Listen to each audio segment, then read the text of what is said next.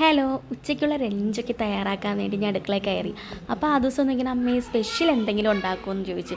Special ഉണ്ടാക്കാനായിട്ട് ചിക്കനോ fry ചെയ്യാനായിട്ട് മീനോ ഒന്നും ഇല്ലായിരുന്നു. പിന്നെ എന്തുണ്ടാക്കുമെന്ന് ആലോചിച്ചപ്പോഴത്തേക്ക് ആ ദിവസം ഇങ്ങോട്ട് അമ്മ എങ്കിൽ എഗ് ബിരിയാണി ഉണ്ടാക്കുമോ എന്ന് ചോദിച്ചു.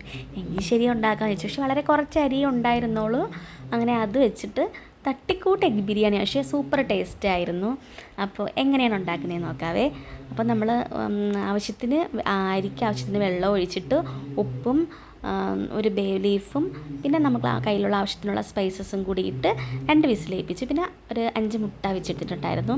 പിന്നെ അതിലേക്ക് തന്നെ ഒരു സവാള, കുറച്ച് ക്യാബേജ് അരിഞ്ഞതും, കുറച്ച് ബീൻസും, ഒരു കുഞ്ഞ് പീസ് ഇഞ്ചിയും കൂടി ചോപ്പ് ചെയ്തും കൂടിയിട്ട് നന്നായിട്ട് വഴട്ടിയെടുത്തു.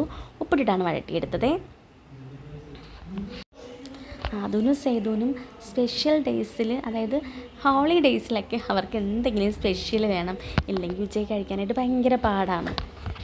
അപ്പം നമ്മുടെ കയ്യിലുള്ള കുറച്ച് പച്ചക്കറികളും എല്ലാം കൂടി വെച്ചിട്ടുള്ള ഒരു തട്ടിക്കൂട്ട് ബിരിയാണിയാണെന്ന് വേണമെങ്കിൽ പറയാം. എന്നാലും നല്ല ടേസ്റ്റാക്കി എടുക്കണം നമുക്കതിന്.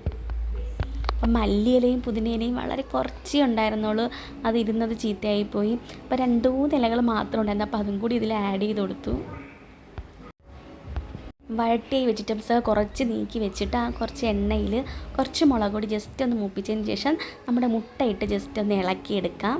ഇളക്കി ആ മുട്ടയിൽ ഈ ഒരു അരപ്പൊക്കെ ഒന്ന് പിടിച്ച് വരുമ്പോഴത്തേക്കും പിന്നെ എല്ലാം കൂടി ജസ്റ്റ് ഒന്ന് മിക്സ് ചെയ്ത് ഇത് കോരി മാറ്റിയിട്ടും വേണമെങ്കിൽ ചെയ്യാം. പക്ഷേ ഈ എളുപ്പത്തിന് വേണ്ടി പിന്നെ ഞാൻ മുട്ട കോരി മാറ്റിയൊന്നുമില്ല. എല്ലാം കൂടി ജസ്റ്റ് ഇട്ടൊന്ന് ഇളക്കി പിന്നെ കുറച്ചുകൂടി മുളക് പൊടിയും കുറച്ച് കുരുമുളക് പൊടിയും മഞ്ഞൾപ്പൊടിയും കുറച്ചുകൂടി ഉപ്പും കൂടി ഇട്ട് ജസ്റ്റ് ഒന്ന് ഇളക്കിയെടുത്തു.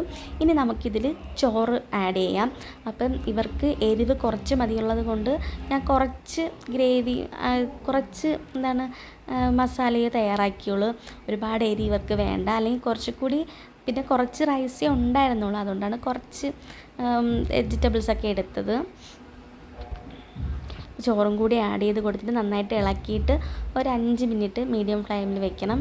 അപ്പം നല്ല ടേസ്റ്റ് ആവും. വേണമെങ്കിൽ കുറച്ച് എസൻസും കൂടി ചേർത്ത് കൊടുക്കാം.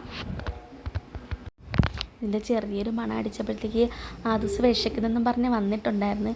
എന്നിട്ട് പിന്നെ ആൾ പിന്നെ കണ്ടില്ല, പിന്നെ അങ്ങ് പോയി. അപ്പോൾ ജസ്റ്റ് ചൂട് മാറിയിട്ട് കൊടുക്കാമെന്ന് പറഞ്ഞു. അങ്ങനെ അപ്പോൾ നമ്മുടെ എഗ് ബിരിയാണി റെഡി ആയിട്ടുണ്ട്. അപ്പോൾ സൂപ്പർ ടേസ്റ്റാണ്. അപ്പോൾ നിങ്ങൾ എങ്ങനെയാണോ എഗ് ബിരിയാണി ഉണ്ടാക്കുന്നത്? പക്ഷേ ഇതൊരു തട്ടിക്കൂട്ട് എഗ് ബിരിയാണിയാണ്, വളരെ പെട്ടെന്ന് തയ്യാറാക്കാം. അപ്പോൾ അതും സേതും സന്തോഷമാവും ഇന്ന്. കാരണം അവർക്ക് ഇതുപോലെ എന്തെങ്കിലും സ്പെഷ്യലാണെങ്കിൽ പിന്നെ ആരും വാരിയൊന്നും കൊടുക്കണ്ട, പെട്ടെന്ന് കഴിച്ചോളും. അപ്പോൾ ഞങ്ങളെ വീഡിയോ കാണുന്നവർ ഞങ്ങളെ സപ്പോർട്ട് ചെയ്യണം. സബ്സ്ക്രൈബ് ചെയ്യാത്തവർ ഒന്ന് സബ്സ്ക്രൈബ് ചെയ്യണേ. അതുപോലെ ലൈക്ക് ചെയ്യാനും കമൻറ്റ് ചെയ്യാനും മറക്കരുത്. അപ്പോൾ നിങ്ങൾ ഇതുവരെ തന്ന സപ്പോർട്ടിന് എല്ലാവർക്കും വളരെയധികം നന്ദിയുണ്ട്. ഞങ്ങൾക്കിപ്പോൾ 500 സബ്സ്ക്രൈബേഴ്സ് കഴിഞ്ഞിരിക്കുകയാണ്. അപ്പോൾ നമുക്ക് 1K ആവണം. അപ്പോൾ നിങ്ങളുടെ സപ്പോർട്ട് ഇനിയും ഞങ്ങൾ പ്രതീക്ഷിക്കുന്നു. അപ്പോൾ ഞങ്ങളുടെ വീഡിയോ കാണുന്നവർ